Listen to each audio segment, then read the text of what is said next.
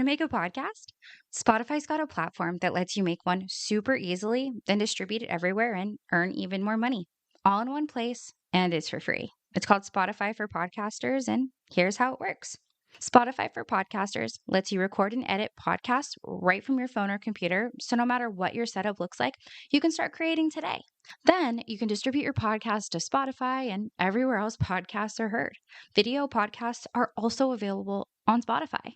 With Spotify for Podcasters, you can earn money in a variety of ways, including ads and podcast subscriptions. Best of all, it's totally free with no catch. Ever since we discovered Spotify for Podcasters, we feel like having options like video podcasts, Q&A, and polls has let us be creative on a whole other level. I highly recommend you give it a try. So download Spotify for Podcasters app or go to www.spotify.com/podcasters to get started. Welcome back, X's and T podcast fans. You guys know who it is. It's Danny here. I'm really excited. I always say that. I'm never not going to start with that because everything I feel like we talk about is exciting. I just want to say that I am so grateful for every single person who has reached out. And I'm so grateful for everybody. And your kind words are amazing. I genuinely cannot thank everybody enough for the things that you guys say. And honestly, I want everybody to know that I do this podcast for you guys. I genuinely do this because I feel like voices need to be heard because we were silenced for so long. And I actually have a guest with me today, and we're going to actually kind of go over that being silenced and really what does that look like and how does that impact you how does that impact us as a society, but how does that specifically translate in worldwide and how is that so harmful and so painful? So because we're talking about worldwide, I've got to go through the awesome disclaimer that I love to say every time. My beef is with worldwide.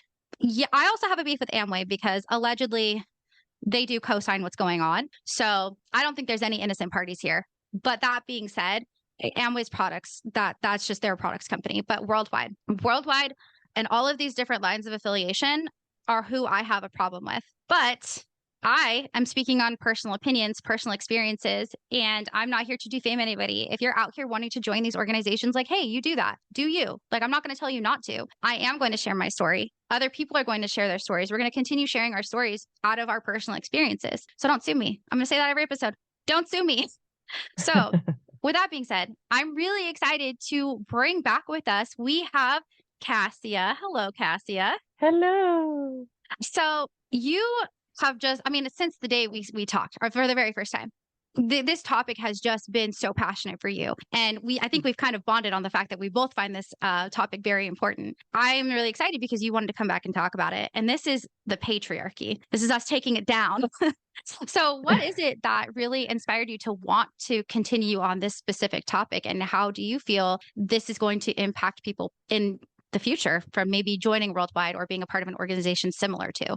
Yeah, I think just like having the experience of like being a woman who at the time was also dating men, but being a woman who is very on the queer spectrum and also very like social justice oriented, very aware of patriarchy. I've become much more aware of like how the patriarchy affects the day-to-day lives of women and queer people in general. And then also like comparing notes of the things that I've since learned and the things that I've since discovered about myself and about, life in general, and comparing that to the education system and the teachings and the, more plainly put, the brainwashing that you go through with Worldwide. And so I did a lot of, relationship reading at the time. I was like figuring out what dating meant in Worldwide and figuring out what it meant to be like a worldwide woman, and a single and all of this shit, and like what that would look like, in the future when I'm obviously a billionaire, of course, a billionaire diamond.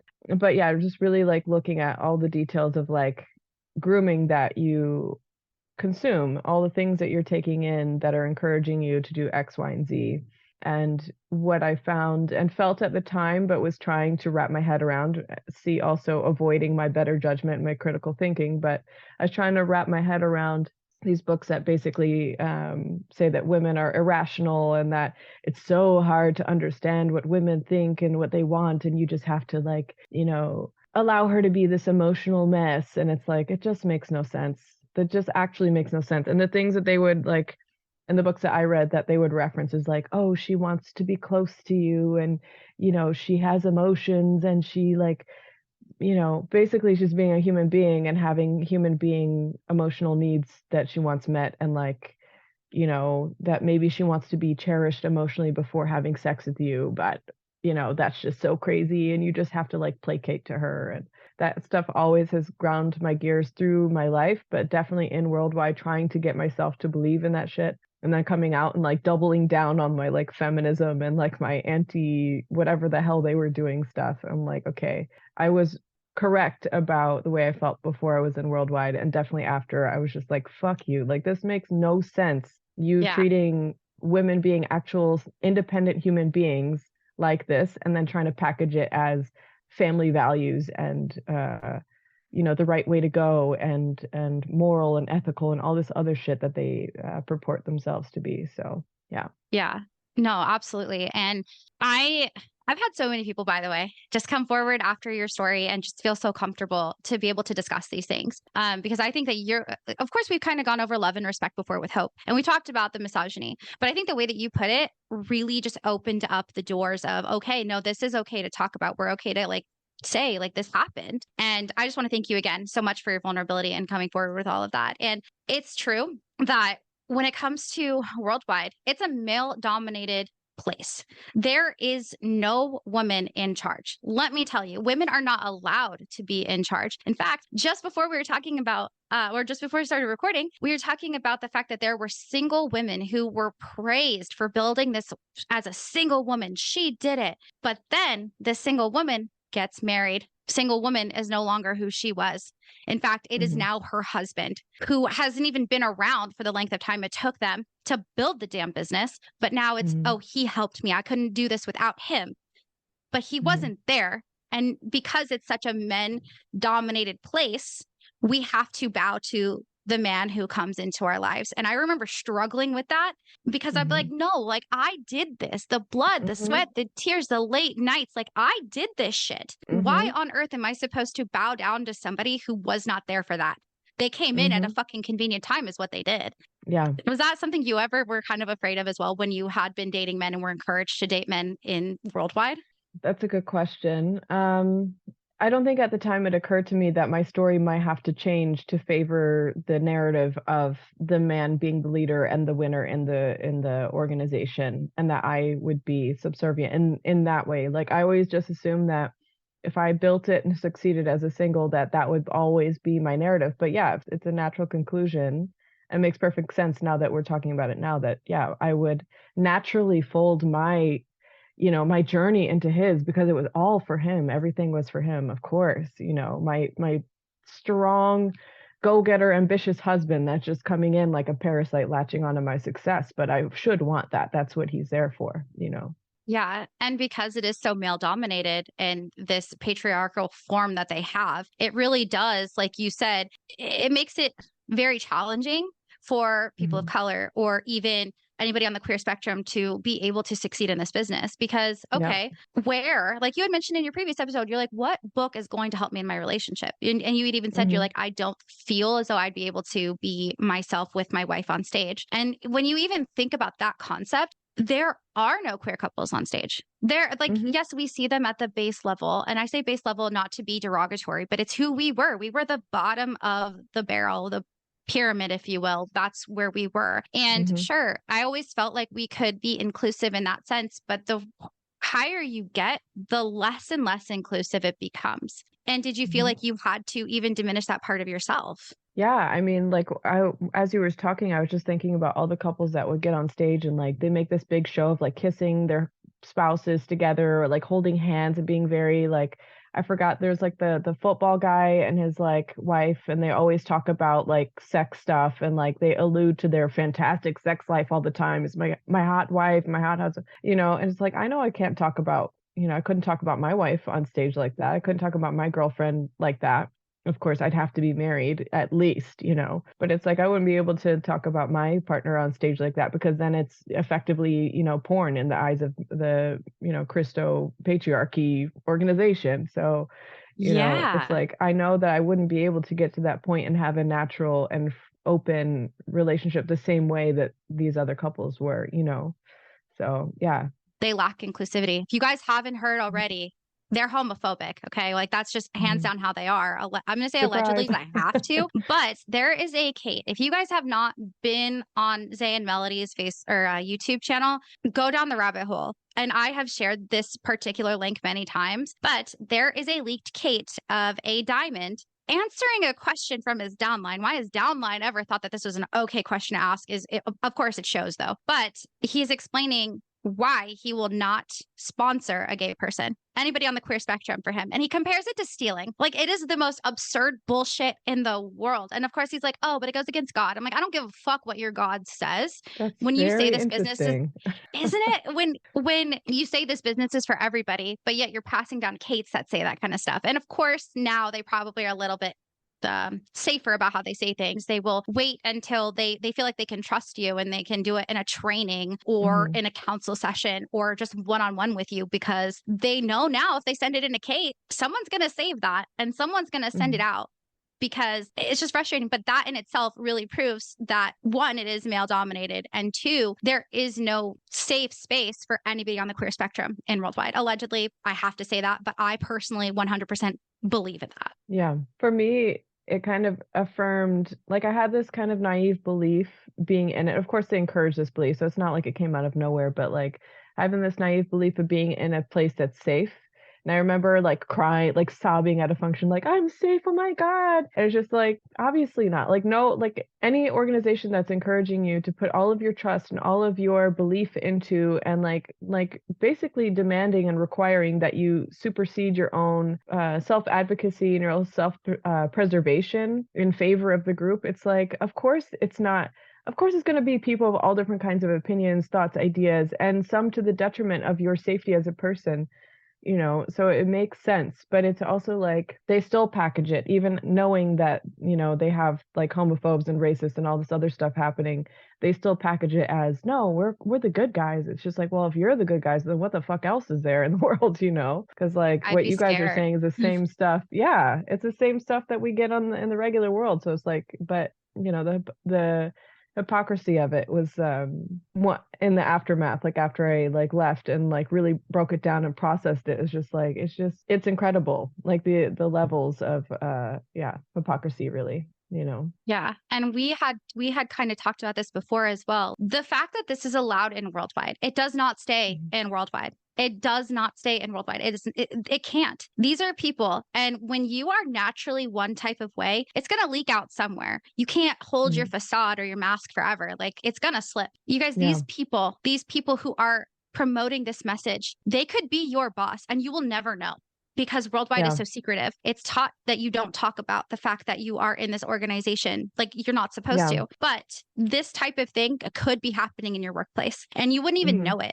Like some level of discrimination. And of course, yes, we have the HR department who's supposed to be there to protect you. And a lot of the times they do. I can say that I worked at a place where my HR department absolutely had my back. So grateful for them, but that's not everywhere. That's not, and it could even be these people working in your fucking HR department. Like that's, I think, the scariest part is you don't know where you're going to encounter one of these people. And it's usually the men who hold these levels of leadership. And even when a woman does great in her career, they diminish that. Like it's like, oh, they give them 2 seconds to brag about it, but then it's the wife who will come on and she'll immediately start talking about her husband. And it's like, when are you going to talk about you? Like you guys, I have old audios. I'm really excited, but I was listening to one and it just irks the shit out of me. Though the club owner's wife, she is speaking and she had said things like, I was like a regular woman. I was being emotional and I was not being helpful. And I was like, halt, stop.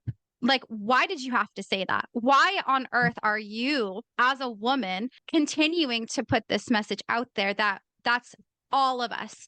Like, every single person on this planet can be emotional. I don't care what gender you are. You can be emotional. I don't know why on earth these women I think it's even the women too. We talked about that, where the women are the ones who are portraying this message more. And that is so harmful. Did you experience that where you saw a lot of your women upline pushing this almost more than the men were? Yeah, of course. I don't remember if I talked about this in the last episode, but like hearing my upline, my like platinum upline talking about, did I talk about this in the last one? where like she basically was saying how she learned through coaching and through the books that like the way to get her husband to respect and listen to her when they were having quarrels and stuff was just to like basically put out, and like that would open his heart, and like that's the way he experiences love, and that she should. And I was just, even still, it took me a long time to process like, oh, coercion and rape, okay, cool, yeah, totally, but it's like she is passing that information to me and framing it as like, of course I would naturally want to do that for my husband because he needs to feel loved in order to respect me, and like whatever that was. And then also even all the way up to the top, like the main diamond guy, yeah, and his blonde wife or whatever, and like her being on stage and like hearing him talk shit about her, but her still being like, you just really need to listen to your husband. And like, he's talking about how he sees like dozens of more beautiful women on the street than his wife, but like he still sticks by her because he's just a good guy, and it's just like, what? Like, but she also like is pushing this narrative of like, oh no, I'm like true to my husband because this is like what you're supposed to do. And he's just like, let him be the breadwinner and the leader, let him lead, basically. And it's just, why is every woman from me all the way up to the big crown guy saying the same stuff, and these guys are frankly casually and in passing talking about their abusive behaviors, but then being like, but I'm over it. But it's like, but you're not over it because you talk shit on your wife on stage in front of all of us in present time, live, like now, today, What's interesting about the crown guy and his wife, they don't talk about their daughter. I even went to their website recently, like days ago. They have one picture with their daughter on there. I'm not going to speculate as to why they don't do that. I haven't done enough research yet. If anybody out there has some sort of speculation, or you maybe know something, please let me know, because I would love to talk about that, because I think that there's something that happened with their daughter that's why they don't talk about her. She wasn't in the business when I was in. In fact, they were trying to throw her marriage to another worldwide dream builder under the rug. They were trying to pretend it didn't even fucking happen, which happened all the time. But that just speaks to the level of people that the crowns are. And one other thing too is the toxic masculinity that's being passed down. The fact that this is acceptable is not okay. How are you going to sit there and say that coercion and rape are acceptable? And that's, I should probably throw a trigger warning out at the beginning of the episode. I'll try to do that. But and we don't say this lightly, you guys. We've both already talked about this. Like it's kind of in a way where you have to disassociate from it because it's so horrendous. And I have definitely experienced my upline, and so have you, telling us that this is how to handle things. That is dangerous. That is a dangerous message to spread. And it doesn't matter if you speak about that on every time you come here. You are welcome to, because I don't think the message can be talked about enough, that this was really what we were being taught. I mean, I think about the fact that when I was a single parent, and they were trying to push me into a toxic relationship that was very abusive. And I have a son. Okay. At the time I only had one. Now I have two sons. So I am grateful that I do not have this organization to sit here and tell me how to raise my children, because they are so derogatory that they will say things like, oh, your wife has on another man's name if they're wearing a jersey of their favorite fucking team. God forbid I'm wearing a Drew Brees hoodie. I like football. I liked the Saints. Drew Brees was a fantastic quarterback. Don't fight me on that. But you know what I mean? Like, that's just something I bonded with my dad over. That's something that we did. And it's like, it's not me wearing another man's fucking name. It's me being a fan of somebody, or you know what I mean? It's like, there's no space for a woman to just be able to idolize who she wants. It has to be her husband. And the fact that they're teaching that to our sons is fucking scary. Like, I have an obligation as a survivor of DV, as a person who has experienced abuse and who knows people who have experienced abuse. Like, I have an obligation to make sure that my sons know what consent is, that my children do not have this toxic masculinity within them, that they are going to go out into society and be good humans. Like, we're not saying that men can't exist. That's not what we're saying. They have to be here. Some way, somehow, they have to fucking be here. We have to tolerate them. But they don't have to be here and be some of the most racist, homophobic assholes. They can be good people. And there's no place in worldwide for that. And I don't understand it. No, to add on to that, I remember, especially in the beginning, maybe I noticed it more and they talked about it a lot later on as well, but like, they'd be like, oh yeah, you want your sons to be raised in this. You want your sons to be like coached and educated by the men in this organization. And it's just like, that's a scary thought, like from the text message I was saying about like emotional intelligence and how they coach you to be emotionally unintelligent as a man in this organization, and for the women also to divest themselves of their own emotional intelligence. But to have your like sons being brought up in this like emotionally bankrupt organization is just a terrifying thought, you know? And like, then if you're encouraging marriage and you're encouraging childhood, then you're encouraging breeding of this same mentality. That's very scary, you know? It is. Yeah. I remember talking to my dad about this too. And you guys are going to probably get sick of me talking about my dad. I apologize. But my dad is not like that. My dad is not toxic masculinity. My dad is very woke, which is funny because I'm still trying to teach him what the word means. But it is interesting because like, and I wanted when I was in Worldwide, my kids to be around this. I was like, oh, my kids need to be around this. And my dad was always like, no, you don't. Like, that's dangerous. That's not okay. And it wasn't until after I left and I really started to see how my own dad was with my kids. I was like, fuck, like my dad does teach emotions. My dad sits down and has conversations. He doesn't just yell and he's like trying to get to the bottom of things. And I have to say, I credit my stepmom for a lot of this stuff. And she knows children's mental health and has gone to school for children and early education. So she gets it. And I think that she did kind of give a little bit of a softer edge to my dad. And I think she leads that family. She is amazing. And that's another example. Women cannot ever lead their families. In fact, you cannot say, you will never hear on stage that the wife is the one who did all the work, that the wife is, and they'll say that, but they'll be like, she kept the calendar. She scheduled my meetings. She made sure my suit was ready. She did all of these, in my opinion, slave work instead of being the one out there building the business. She has to be second chair. She has to be second strain. Whatever you're in, she is the second person. She is the backup. She will never be the forefront. And that is sad. And I wonder, and we had speculated about this, like what are the women in the upline where I think a lot of them were not like this before the business. I know, and I've said this before, that my upline, Jenny, she was not like this before the business. She would literally tell us that she was a quote rebellious woman and she quote disrespected her husband. And honestly, it just sounds like she was a bad bitch before the business. It sounds like she didn't put up with bullshit. It sounded like she was just, herself, which was okay. But because she submitted to coaching with her female upline, I'm putting quotes around this, you guys, like then she was able to submit to her husband and she was able to help build the business and she was able to be by his side and root him on. And it's like, why? Why do we promote this? And the term rebellious, I think that you had a fantastic explanation when you're talking about rebellious. Like, what the fuck kind of term is that for a fucking adult? It's definitely infantilizing. And I don't know what the hell I said before, but again, the first thing that comes to mind is just it's infantilization, and it just keeps women, in this codependent space. First of all, so that we can't be in our full power, we can't be our full selves, and we're always going to be doubting and wondering and resenting our own agency because we're not easily falling in line with this thing. And we're just like conditioned to try to be small. And so this whole thing around like rebellious woman is just one that obviously just sees it for what it is, But I definitely also like was reminded while you were just talking now about like every story of the married couples that I heard was like either she was immediately got it and like she followed the man and they did it, or it was a horror story. So like she was mean and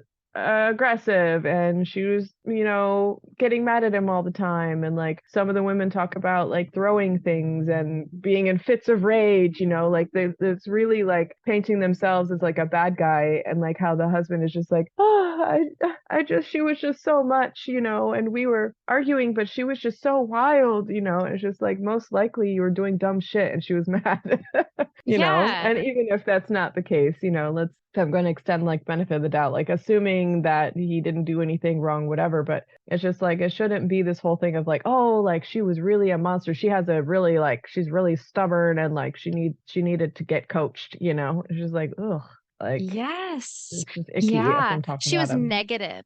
I had a She was negative way. Yes. God, Yeah. I hated that term. And then, of course, you're comparing. So we had talked about this as well, there's an old audio where the creator of this organization, I don't think I've ever said his name.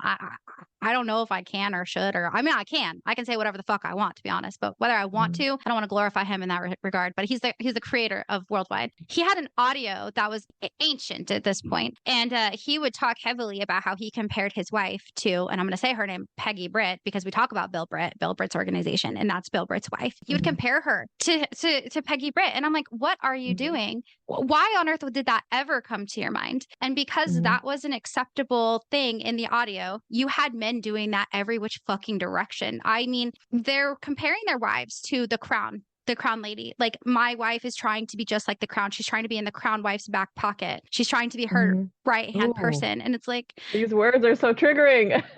yeah, they are. And they would say that. Yeah. And Yeah. it's like women are all they can be in the organization is like eye candy, or like that's it. I remember my upline would always talk about giving their wives a beauty budget. Mhm. She can't spend an unlimited amount. She's like, I give her a beauty budget, and her, like, they Mhm. say like a number that sounds astronomical, like $500. Like, if you are Mhm. actually high maintenance, we all know that $500 is not going to maintain your hair and all of the different things. That's maybe like No. your lashes and your hair extensions and your hair color. That's not going to cover everything Mhm. else, which is great. If that's your thing, like, you should be able to spend an unlimited fucking amount, because then you have him out here flexing some fucking car that he wanted, which we all know is way more than a fucking beauty budget. And the fact that they even Mhm. called it a beauty budget is the most derogatory thing. Like, why can't it Mhm. just be your wife doing what she wants? Like, Mhm. if that's what she wants to do is her hair, fucking great. But I wonder too if that's even like the way that they were before the business. Like, sure, everybody Mhm. likes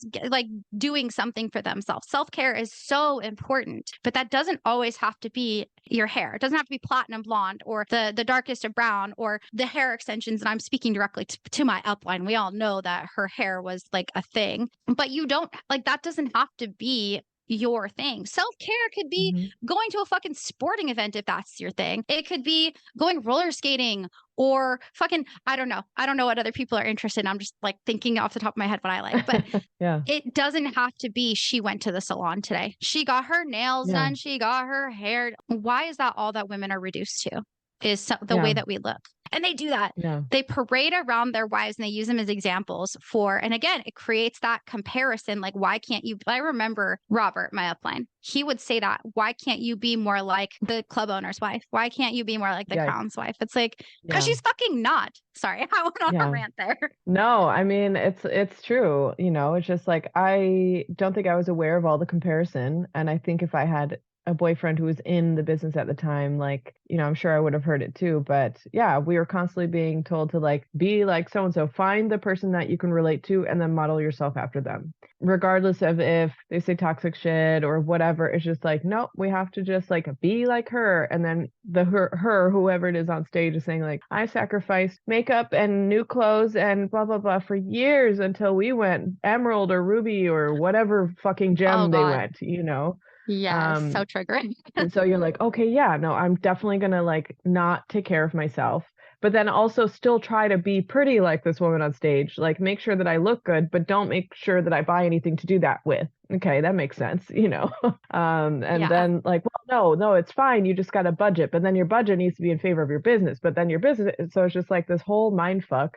I think it just like keeps you busy in this like it's just endless really. And it keeps you not focused on what's actually happening, which is you being controlled and conditioned. And so, but that's the point. Or maybe they don't explicitly say that's the point, but that definitely serves the purpose of keeping you totally distracted from what's really going on. Yeah. And what is your kind of, I guess, from your viewpoint and your opinion, and maybe even a speculation, but when you look at your upline, do you think that they mean what, like the women, do you think that they mean what they say? Do you think that, like what they're saying is truly within the depths of their soul, what they believe? Or do you personally feel like there's a level of brainwashing that they've endured and they're kind of in too deep at this point? Yes. All the above. I think like when you get to the levels that they're at, and when you have the level of success that you have, you start to believe it yourself because it's working, quote unquote. And so you think Oh, well, obviously I got here with these sets of rules and these sets of guidelines and this kind of mindset. And so obviously I'm winning at it. So I believe it. But I also feel like me having been in that situation and knowing that I'm the same as them, and they're like literally no different. I know that in the back of their mind, something is like irritating the hell out of them, but they're not going to acknowledge it because everything else is working fine. So we have the business, we have the, we have the stage talks, we have the audios, people are relying on us. We're giving advice to people who are also, we're in a good community and all of this stuff. But I think at the end of the day, they probably have that little like intuitive thing that they are just like pushing way down. So I think it's really twofold, because at least that was my experience as well. Like, well, obviously, like I'm having these thoughts, but then it's also working this area and I'm a better person than before. So, obviously this is not a bad thing and I should want to do these things. And then you get saddled with all the shoulds and then all the financial quote investment, which is just dumping money into an abyss. And then, so you get locked in by everything you've already done, everything you've learned, everything that you want to be, all at the same time. And so I think like believing and wanting to believe kind of just blur into each other, unfortunately. Yeah. No, I think that's a really good point. And when it comes to looking up to our upline, there were, like you had mentioned before, there are books that are being passed down. We've definitely had a large conversation about love and respect. But there was another book that you had said that you avoided like the plague. And I'm really happy to hear that, because there's not a lot of people who did. A lot of us actually fucking read this book. And it's by we say his name, Paul Sika. He is an author. He is the pastor of Worldwide. This is the guy that we are being told, if you have marital problems, you go to him. Why did you avoid this book so much? I feel like that speaks to the level of shit that it is, because you didn't want anything to do with it. Well, okay, so I got a couple reasons why, but like the first two was that I am not a religious person, and of course he's like a pastor or whatever the fuck he is. And then also I was avoiding reading even more books on like heteronormative relationships, especially if they were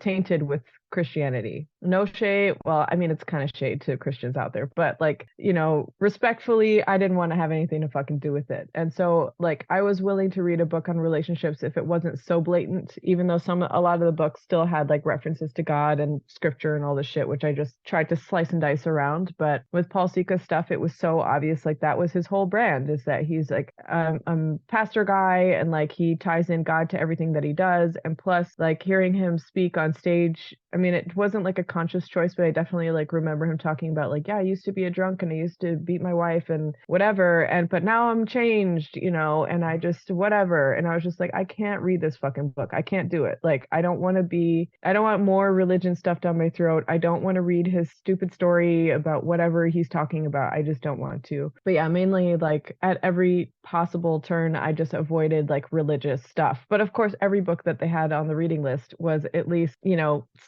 sprinkled with some religion, but I would just try really hard to avoid it. Yeah. Oh, they did. And I'm thinking of books that I read that didn't have any religion in them. Maybe nope, not even, nope. I think that every single one of them had an ounce of religion somewhere in there. And I think the only book that I can say that truly I actually would still read to this day is Dale Carnegie. I think that he still has some of his roots in this fucking organization. I'm not going to say he's clear of anything, but his book, Don't Stop Worrying and Start Living, I have to say that book really did help me in some ways. And I think that he really stays away from the business aspect and the religious aspect and tells individual stories. So that one I can personally say like, oh, that was a good book I read. But every single other one of them was religious. And what I'm going to say specifically to Paul Sika's book is the fact that he talks about cheating on his wife. You guys, this is not stuff that should be, I don't care if that's part of your story and you want to try to pretend like this is not who you are anymore. I mean, if you are seriously taking accountability for being a shitty person, just say that. Stand on the stage and say, listen, before this organization,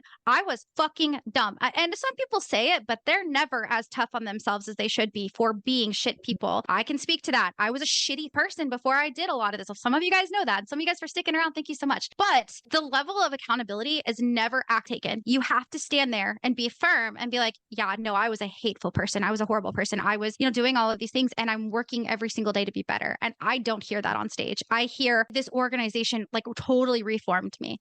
Bullshit. It's a constant work in progress. I'm never not learning still to this day. Yes. And they make it absolutes, and these books do that. Another book that they preached a lot of, what's her name? Joyce Myers. She That's had definitely so a many. person. Yes, I don't think Joyce I saw her Myers. books on there, but I definitely know about her, and I would not be surprised if that was on the reading list. Oh yeah, yep, Joyce Meyer and Beth Moore. Beth Moore's book, I really wanted to believe helped me. That book did not fucking help me. That's the book that they told me to read because I had a lot of insecurities. The book is quite literally called So Long Insecurities. And I kind of want to reread it and go over it, which would be dope because it's very religious, but it's also like and do I think that every person compares themselves to another person? Yes. But I don't think it's just women. I think men compare themselves to other men too. In fact, I would argue that men compare themselves more in this organization than women do. I think the men force women to feel like we have to compare ourselves because of these books, but it's also their rules and regulations as far as like fucking the way that you communicate with other people, or like the no cross-lining rule. Okay. We all heard Bree's story. If you haven't, go listen to it. They didn't care when it was a man pushing themselves onto her. They cared that she was entertaining this man. That was the cross-lining aspect. That's the fucking part that they cared about. They didn't care that this guy was sexually harassing her. They cared about the fact that she was entertaining this, that it was her fault for cross-lining. And that will to this day always piss me off for her. It's the fact that they feel that women are the ones who are these, what are seductress, this like we're whores basically. We want every man, and we have to cover ourselves because men are not capable of not looking at us, and if they do, it's our fault. They would always say you don't want to make another man's wife uncomfortable because men are visual. I'm pretty sure men and women are the same level of visual. I'm pretty sure that was a scientific fact. Don't quote me on that, but I'm like 90% sure that that's a thing. And we as women, it was our obligation to protect the men. Like these men were so incapable of keeping their fucking eyes on their own wives that that we had to somehow, some way be obligated for that. And you know what's interesting is for me, I never took it as I mean, I have so many insecurities. And I was never like, oh no, another guy's going to look at me. I was terrified that my future spouse was going to have averted eyes, as they would say. And they blame the women. Yeah, that was my biggest fear. I was like, oh shit, like I'm going to have a husband and he's going to do this. That's scary. Like I would be terrified because I had an abusive partner who quite literally did that. And they're very blatantly obvious about it too. And I know you had a lot to say because you guys did not at first have those dress code rules, but it slowly started to kind of change into that. Is that right? We definitely had dress code rules, but they were much more casual about like showing, like talking about it than I think your experience. Like we got more just like papers with like, this is what casual looks like. This is business casual. This is like professional, whatever, business professional. I don't know. But they had like papers with like suggestions for what to wear. But I also think like I, in that sense, got away with having a little bit more of like a patient upline because my style was very like artsy, gothy, witchy, whatever, New York, I looked like a quintessential like Brooklynite. So like I didn't really get a lot of pushback, and I don't remember being in like a board plan or some kind of meeting where they were like, okay, look at the board, everyone, don't dress like a whore, So I know like there was kind of conversation around like my sponsor was I think she was in Miami, or like she was from Florida, or that's like where she was recruited or whatever. And like everyone there dressed like you do in Miami, like really skimpy short dresses and shorts and high heel, like stripper heels and stuff like this. And there was like a dialogue around like basically polishing them up and making them less whorish looking, basically less skimpy clothes. And I don't think they said whorish, but the point remains that they made them more conservative and more buttoned up, literally. Which is sad. I mean, do I think that there's definitely like a level of business for business? Oh yeah, definitely. Like I probably wouldn't I don't go to clubs by any means, but I wouldn't wear the same thing to like a club that I would to work. Like, yeah, there's a time and a place, but at the same time, they were telling in our organization, they were telling women, okay, they were telling grown ass women, you need to wear tights under your dress because it's suggestive if you don't. They were preaching that you had to have a dress that wasn't too form-fitting, but the upline were wearing form-fitting dresses. Very form-fitting. They were very hypocritical in that sense, because if we were doing that, they would also say like, smooth your body out, wear Spanx underneath. It's like, do you know how uncomfortable that shit is? I'm not going to do that for especially a major function. Board plan can last 4 fucking hours. a major function is literally 3 days straight with almost no sleep. Like the level of discomfort that we have to have. Oh, and then they tried to push us to wear heels. Those arenas are scary. You're almost walking up such a like a steep hill. It's almost a vertical. It's scary, but you're expected to wear heels, and you can only wear the flats if at the end of the day when you're like quote tired or whatever. And it's like, who cares? Flats can be business professional, and even still, why can't we put comfort over what you have determined is business professional? Why do women have to wear dresses? I mean, that was a big thing in our organization too, which I wish I had your organization, man. I think about some of the things. So you're like, because you said, you're like, I think we got more of like the sugary, like the toxic positivity aspect. And sure, we had that, but my upline were fucking ruthless. I mean, I think that there is a special place in hell for every single man in my upline, because we, like I told you before, we got cursed at, we were demeaned, we were like, they were mean, they were ruthless, and it was awful, but they would preach this message. And it's like, who created this standard? Who? I think Crown Guy had a really big part of what does this look like. I think that this whole thing, as the rest of the fucking system, was put together by a man, because men don't have to wear fucking heels in an organization. Now, if they wanted to, like, great, like that's fine, do that. But you're not forced to. Women are forced to. And if you don't, your upline is either having a conversation with you or they're talking shit behind your back saying, don't dress like this person. The amount of times that I heard that, they would point out other people and be like, don't be that person. And it's like, that person is either being comfortable, or they're new, or they honestly just don't give a fuck what you have to say. It literally doesn't matter. It's so sad to me to think about that. And I think we've also kind of speculated about the Crown's wife too, like about her pushing this message. And I don't know. I wish I knew who she was before the business, because, and of course, you kind of get to the point, like you said, at work. But I think she came into the business after, and I don't want to demean her as a person, but I think she came in after he had already built it to a pretty high level. And it just makes me wonder, like, what do you have to tell yourself at night to sleep that you're pushing this onto women? Like, what level of brainwashing do you have to not think twice about, okay, maybe I shouldn't say this? Yeah. I mean, I don't know. Like she apparently matched his 10-point value system assessment that he put her through without her knowledge. So, no conversation around like if she felt the same way. But there's no conversation around like if he matched her value system, but she was up to standard, she was up to code. And so of course you just bring her on board like a fucking sack of potatoes, and she doesn't have anything to say about it. So, but obviously she has a lot of opinions. She's one of the women that gets on stage and like kind of helps brainwash everyone and like is a policer of this patriarchal system. So I don't want to give her a pass, any kind of a hall pass for her involvement, but definitely, I mean, there's definitely brainwashing involved, but that's how we all got into.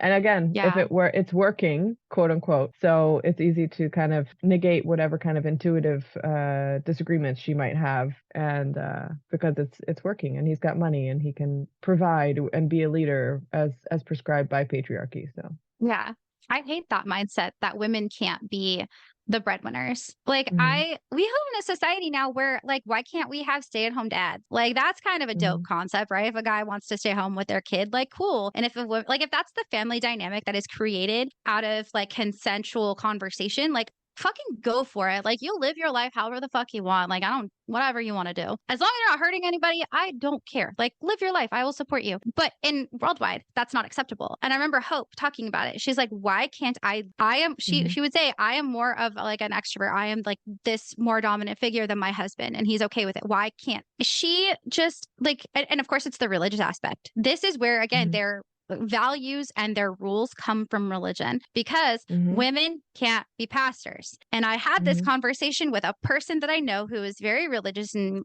I asked, why can't women be pastors? Because I was told men have authority, which is bullshit, and women have influence. Okay, if women have influence, why can we not influence on a larger scale? Because the Bible says you can't. That's literally the only fucking reason that they can give me, because the women shouldn't be preaching the Bible or whatever. Like it's so hypocritical. And like, again, I have so much respect for people who have a level of faith. Like, I'm not going to say that your faith is wrong. I think that there are raw aspects to every religion that are beautiful. So if you are somebody who has a faith and you are somebody who does not preach to other people that they have to view this way, and you're just kind of minding your own business, like, I respect you. But this organization does not do that. If you are not their religion, you are, I don't even want to say criticized blatantly. And that could be true. Somebody could have, I mean, there's blatant racism. Why, I would believe too that somebody has been criticized for their religion, but you don't have any other options. Like, they only offer a Christian, they say non-denominational, but we all know it's a fucking Christian service at all the functions. And and also it's evangelical in nature, honestly. It's evangelical based. So you can say non-denominational because you won't denom it. So just fucking call it evangelical. It really is. But that's why women cannot have authority in worldwide, because it all goes down to whatever religion that they believe in. And I mean this in the most disrespectful way. Fuck that. I am a dominant personality. Like, that is me. I could not imagine. I mean, I've had a partner like that, but nowadays I could not imagine having a partner be like, actually, you need to sit down. You need to be respectful. You need to shut your mouth. Basically what they would say to their wives, right? I'm making the decisions here. And it's like, dude, fuck you. I'd be like, what we talked about, I'd probably be in prison. Like, trust me, I don't condone violence. It angers me. It angers me that this is the stuff that they're pushing on people. And you're talking about, like, and you know how they always say too, you don't know who your cross line are. Like, somebody could be an alcoholic, or they would always use the recovering porn addict. Like, I can't say how many I've never met. I mean, I'm sure they exist. Somebody, like, everything can have an addiction. I feel like you could be addicted to shopping or whatever. There's too much of a good thing all the time. So I'm not saying that those things don't exist, but the amount of times that they would say that, as if this is like every man who comes into the organization has some sort of porn addiction, like, that's weird to me. And I think it's because some of the upline men probably had that. But you're talking about survivors too. You don't know if somebody's an alcoholic, so don't offer them alcohol. You don't know if somebody is a domestic violence survivor. Don't fucking push this shit on them. This is the same thing as giving an alcoholic alcohol. You are feeding into everything that they fear. I mean, at least for me personally, that's how I felt. Like, they were pushing everything onto me, but then they would say, we're not professionals.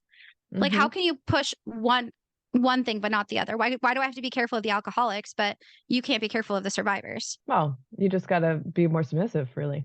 That's really that simple. You need to edify your husband and make him feel like a leader, and you need to make him feel, that he can lean on you for respect, and that he just has to throw you crumbs of love, and then there won't be domestic violence because you will just know your place. That is so unfortunately true. Like, every word that you said, they have essentially alluded to. They might not have said it outright, but it's true. And I want to say, this is not how I believe. This is what I want to say. I don't know what happens behind closed doors. And we talked about this. It's like, yeah, we do.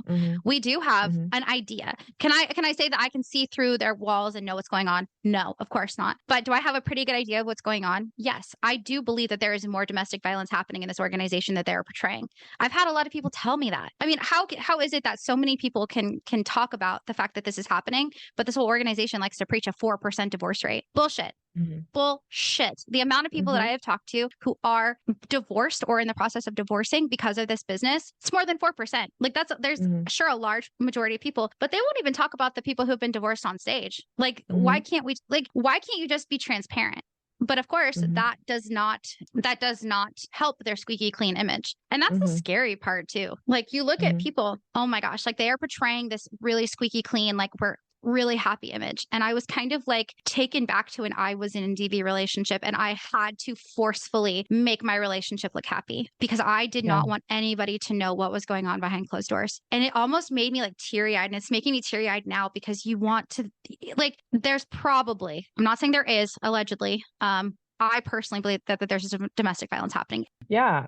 I mean, that's like the inspiration for wanting to come on again and talk about it. Cause like it's easy to have that happening when every book that you're reading is talking about how, women just make no sense, and the men, like, they're obviously the natural, rational thinkers, and, they're like giving you like codes of conduct and conversational codes so you can decipher this labyrinth of emotions that she's feeling. And how to like basically be really condescending, oh my God, patronize. Like you can like patronize your wife into like, loving you easier, or you can, find your way through her like nonsensical thoughts, just, to find a way to love her because she's difficult, and it's just like the examples that they would use is like, she just is expressing disdain over your repeated bad behavior, and that's just so foreign to you, and you need a whole like 10 chapter book explaining explaining these very basic but complicated concepts, but she's also the emotional one, But yeah, just the way that it encourages like emotional like lack of intelligence and emotional like lack of empathy. Like there's like this coaching of no empathy, no emotional awareness, no situational awareness, no context clues.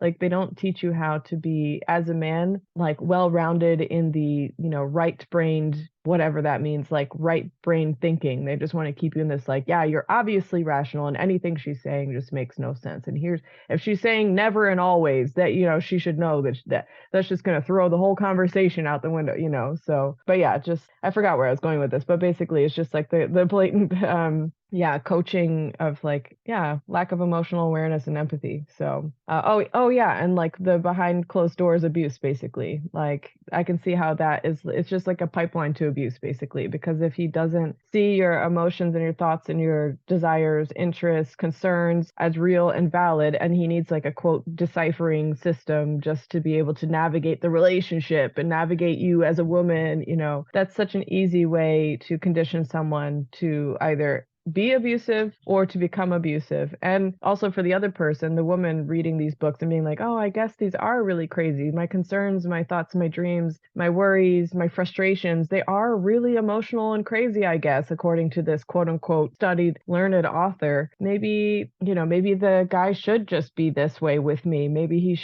I should be deferring to him on all and every level because I'm just irrational. I don't know. And oh, of course, if he's abusing me, sure, I must have done something. And then it's this really easy, slide down into victim blaming and blaming yourself. And just, we could go on forever on this, on this direction, Yeah. I mean, if there's one thing that I realized is that as women, we were not allowed to think for ourselves. I mean, as people, we weren't allowed to think as ourselves, but especially as women, we're not allowed to be individuals. And anytime you want to come and talk about this topic, you are always welcome, because Always. at the end of the day, we're talking about how the patriarchy is actually fucking toxic, especially when it comes to this organization. Because again, it's not just worldwide, you guys. These people could be in your workspaces. They could be in your boss, your HR department, like some sort of level of leadership above you, and you'll never know. And the thing is these people are very like cunning. They're very conniving, very just like manipulative and narcissistic. And I think that there has to be, like you said, either at least at the very least a level of an entitlement, like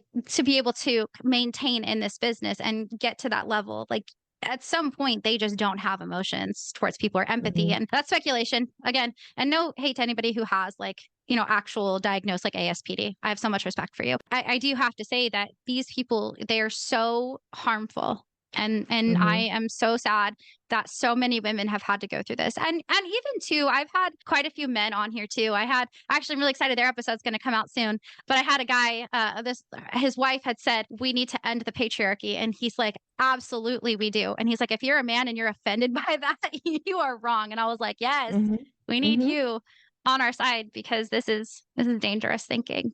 Any final thoughts? No, yeah, I could talk about this forever, I just like, this has been like so great for me to talk about, because like this kind of stuff like is so easy to internalize and so difficult to unpack. And I think like it's easier to unpack it when you're hearing people who have gone through the same thing, or or you're talking about it yourself. Like I unpack more when I share this stuff as well. But it's so insidious and it's so deeply ingrained, and also it's insidious because it is not just in the organization but outside as well, in so many facets of society and cultural conditioning. And then it's just like concentrated and like doubled down in commercial cults, allegedly, like this one, that are like religious based. And yeah, it's just, I could go on forever. So that's my what. No, no, you're good. But no, I'm really grateful that you wanted to come and talk about this. And again, like I said, you are welcome to come back and talk about it or any other topic or anything relevant, because that's my goal. Is I want to spread awareness, and I really want to help people feel like they can speak, because again, going back to the original point, we were suppressed for so long, especially as women. And like you had already expressed, as people on the queer spectrum or a person of color, like that also is extremely suppressed. So I'm here to support everybody. Everybody deserves a voice. So Cassia, where can we follow you? Where can we support you in your journey of ending the patriarchy? Yeah, so I have my podcast, The Cassia Allo Show, which has since changed, my name changed since last time, but I retitled it The Cassia Allo Show. I think you can find that on all of the podcast platforms. And then also my socials are at Cassia Allo. Yeah, on TikTok, I'm mostly on there, and on Instagram. Awesome. We'll definitely link those as well. You guys, I'm really excited. If you guys want to share anything with me, this is to say, if you have things that you want to share, I've had quite a few people send me screenshots. I've had people send me audios. If you have any of these things and you want to do it anonymously, please feel free. I will DM me on Instagram. I will send you an email so that way you can send that to me. Or if you just want to send it,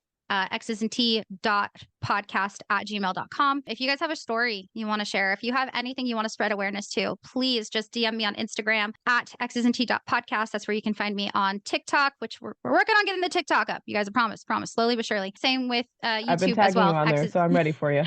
I know. I've been seeing that. It's been exciting. So yeah, no, you guys, you're welcome here. Everybody is welcome here. And I think that I hope that people feel comfortable enough to want to come and follow me, share the podcast. If you know somebody who you feel like can find some value in this, definitely share it with them. But otherwise, hey, thanks again, Cassia. You've been a fantastic guest. Always a pleasure to have you here. Yeah, it was great to be here. All right, everybody, we will catch you guys on the next episode.